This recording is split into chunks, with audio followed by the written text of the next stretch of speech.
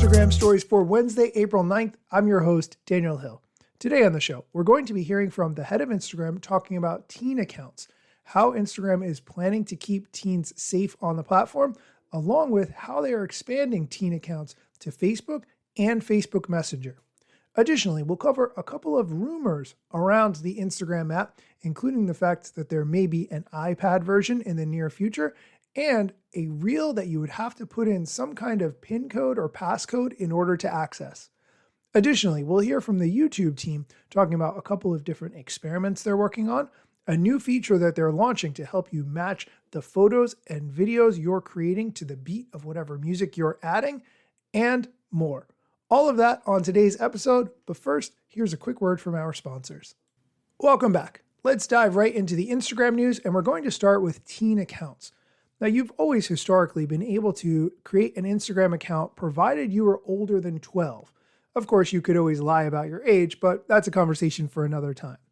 The point of Instagram teen accounts was to include restrictions that would help to keep teens safe on the platform. For instance, teens would have restricted message settings, so they could only be messaged by people they follow or already were connected to. They wouldn't be able to see sensitive content.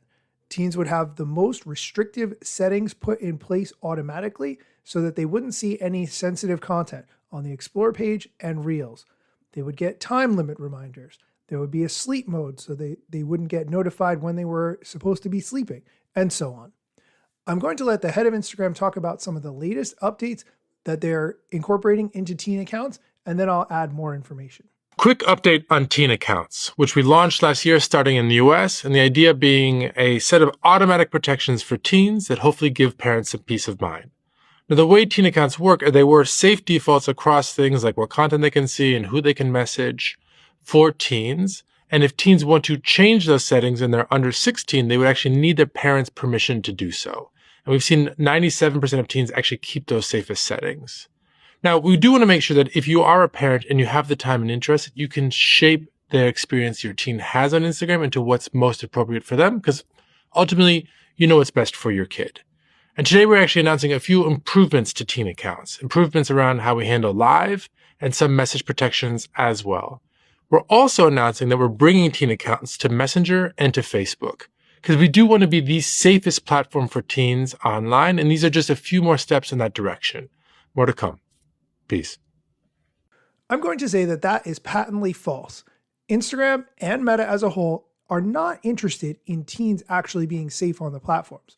What they are interested in is having as many teens spend as much time as possible on these platforms and for their parents to feel comfortable giving them access. I wouldn't just say that without it being true. Here's Sarah Wynne Williams, Facebook former Director of Global Public Policy, talking about some of the things that Meta does in order to target teens with very specific advertising when they are at their lowest.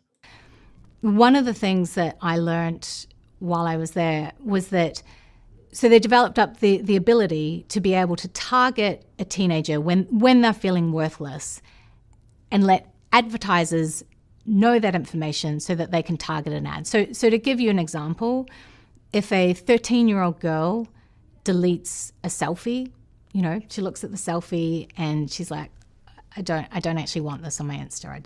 I don't feel great about it. That's information that the company was able to take, and they were able to provide that as research to a beauty advertiser. Because to that beauty advertiser, they know that the moment that teen girl is feeling worthless is a really good time, from their perspective, to serve them a beauty advertisement. And that makes me feel sick.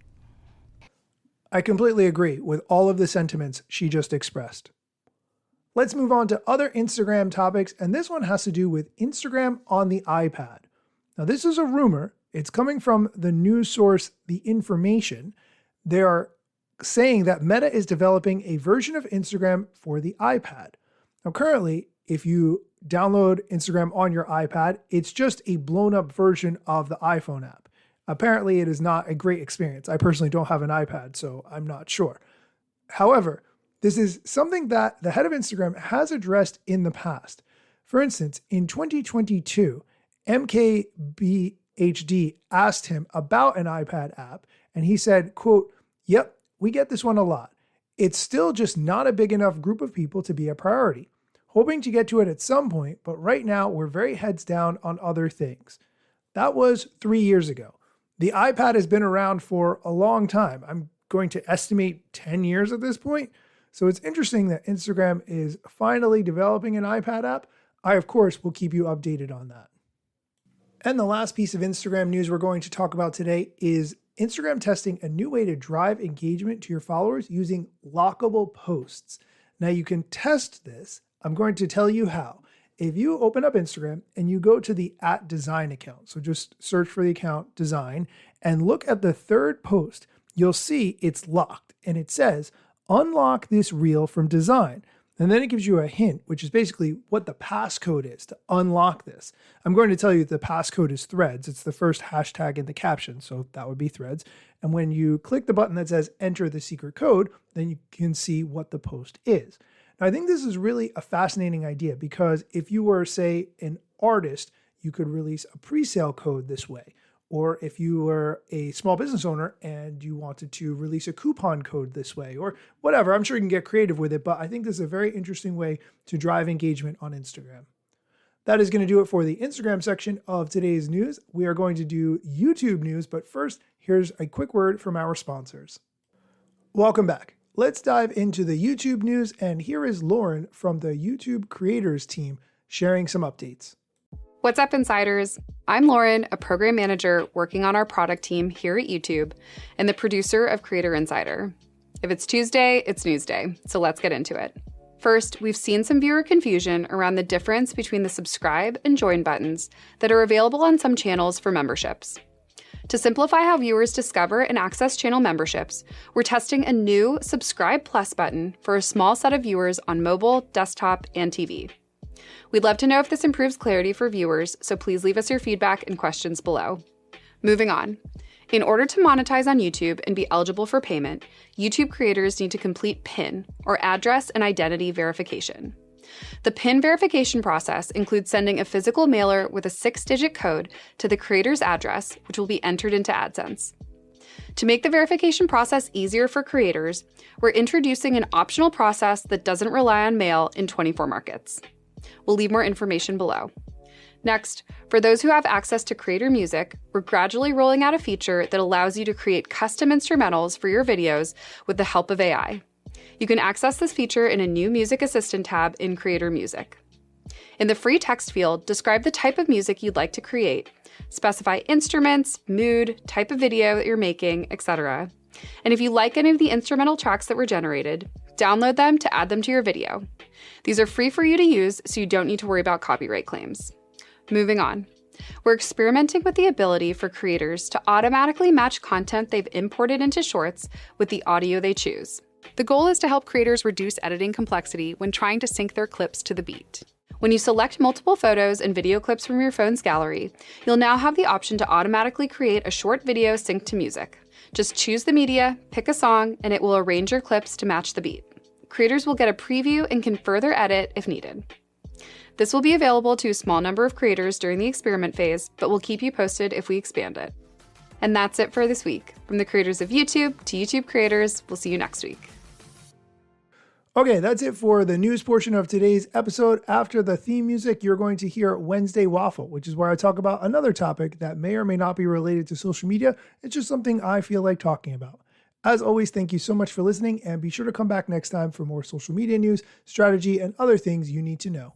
And stay tuned for the Wednesday Waffle. Instagram news got you covered, sometimes even TikTok. Relevant platforms in the metaverse ahead of the wave without a break or a pit stop. Still waiting for Zuckerberg to give me the big job. Pause. Use trademarks and logos with Insta's permission, of course. If you like the show and you gain some good info, maybe leave a review. It's a type of applause. Just drop me a message if you want to collab. If you got some good content or you want to run ads, at Daniel Hill Media is where I am.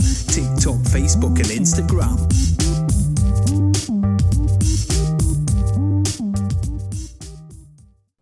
Oh, hey, thanks for sticking around to hear me talk about a different topic. I would like to discuss Phil Lord and Chris Miller. If you're not familiar with them, they are filmmakers. They are best known for creating Into the Spider-Verse and Spider-Man Across the Spider-Verse, which are both fantastic movies. They also worked on Cloudy with a Chance of Meatballs, the Lego Movie, and a bunch of other things. I recently watched, not for the second time, probably for the third time, a movie that they made called The Mitchells versus the Machines. Now, this is an animated movie, so it's definitely designed for kids, but every time I watch this movie, I laugh hysterically. I would say that if you have not seen this movie, you should stop whatever you're doing or whatever you plan on watching tonight to relax or whatever, and watch The Mitchells versus the Machines. It's about a girl who's going off to college. Her family decides that instead of taking her to the airport, they're going to do a road trip to drive her to college. And a lot of craziness ensues. I'm not going to tell you what happens because I don't want to ruin the plot, but you should absolutely look for The Mitchells versus the Machines. I will link to it in the show notes so you can get there directly. Check it out and let me know what you think.